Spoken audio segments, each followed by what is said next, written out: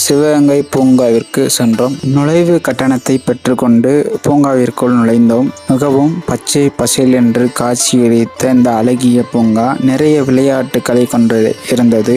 ஒவ்வொரு விளையாட்டுகளும் 20 50 வரையிலான விலையில் இருந்தது. அதில் என்னுடைய குழந்தைகள் விளையாடி கொண்டிருந்தார்கள். நாங்களும் இந்த அழகிய பூங்காவில் சிறிது நேரம் அமர்ந்து பொழுதுபோக்கி கொண்டிருந்தோம். பூங்காவை பொறுத்தவரை அருமையாக பராமரிப்பு பணிகள் செய்திருந்தார்கள். குப்பைகளை அங்கங்கே நம்ம பார்க்க முடியவில்லை. தஞ்சையை பொறுத்தவரை மிகவும் தூய்மையான நகரமாக இருந்தது. தஞ்சையில் நான் பார்த்த வரைக்கும் மிகவும் தூய்மையான அழகான நகரமாக இருந்தது. எனக்கு மிகவும் பிடித்த ஒரு ஊராக இருந்தது.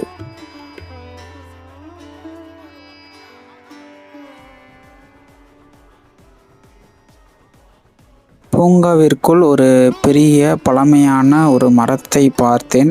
இந்த மரத்தின் பெயர் யானைக்கல் மரமாம். இது சுமார் 100 வருடம் பழமையான மரமாக இருந்தது. அப்போ எவ்வளவு பெரிய மரமாக இருக்கு பாருங்களே.